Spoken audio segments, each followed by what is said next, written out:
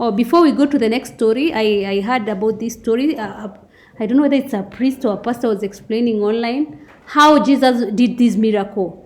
The way he was saying, all these miracles are true. But how did they happen? Even today they can happen if you want them to happen. So what he said is that when Jesus was with these people, with the disciples now and the people, he told the disciples, can you tell the people to do what? Can you give the food to the people, right?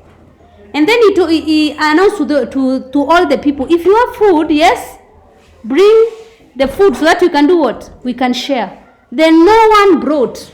Only few people brought, yes? The ones who had carried. And the people who brought, they only had brought those 5 what? 5 loaves and 2 fish. So when they told Jesus, it's not because fish came from heaven and started falling, no.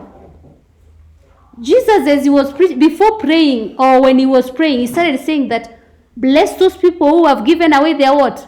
Their love to share, because we are only going to share these 5 what? 5 loaves with the people and the 2 fish, because this is what you have. And generosity is for you. You see all the people who had hidden, wale watu walikuwa wameficha, wataki kutoa chakula chao. Wakaguswa na maombi. Watu walikuwa wameficha. Na kwa sababu ya maombi ya Mungu wakatoa. Mpaka kwa sababu watu wanabeba chakula kingi sana mpaka kikabaki. They shared. Si ameomba. Wale walikuwa wameficha wameguswa na maombi. Ni kama vile kanisani wakati mwingine unaambiwa toa sada. Mpaka zikabaki. He explained. I was so impressed the way he explained it. Akasema wakatoa. Walikuwa ndio they are listening to the preaching, but wanajua ni lunch time. Kwa hivyo kila mtu ambeba nini? Chakula na hataki kupeana. Wale walipeana tu zikawa ni hizo 5 loaves and 2 fish. So akaombea akashukuru Mungu because of those people who are generous. Na akaomba Mungu akasema we should share. Na akaomba maombi mpaka wakaguswa. Wale watu walikuwa wameficha wakatoa. Zikawa nyingi hadi they started now distributing to the other. Hata mimi na hii, hata mimi na hii. You see, they distribute to everyone ate and it remained. Generosity. It was all about generosity. Mimi napenda kusikiza preachers like those ones. Nikikwambia ile ilipreachiwa na when you go to Google, can you go Google? Yeah, pastor wa South Africa who preached during the burial of the Mandela. You see Mandela? Nelson Mandela, yeah.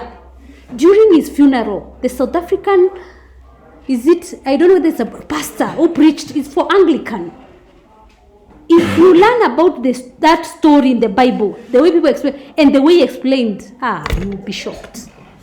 Actually, he explained it according to the leadership in Africa.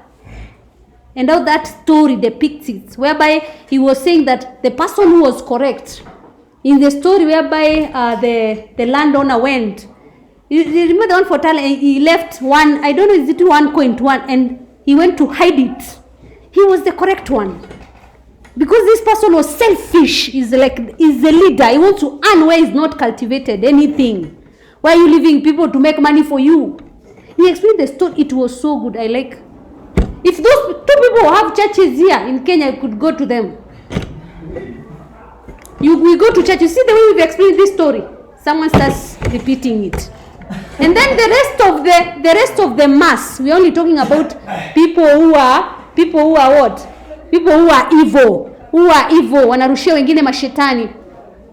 What does that have to do with the preaching?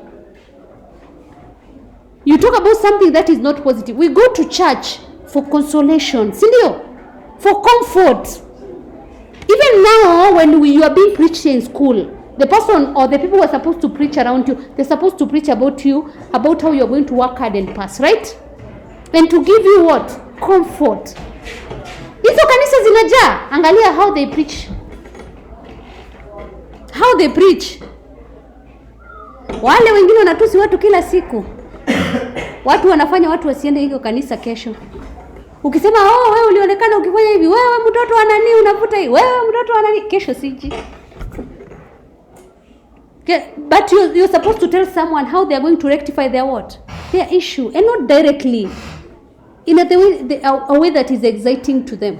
I will also tell you about another person I usually follow. Anaongea vizuri. Ana bias ya mtu.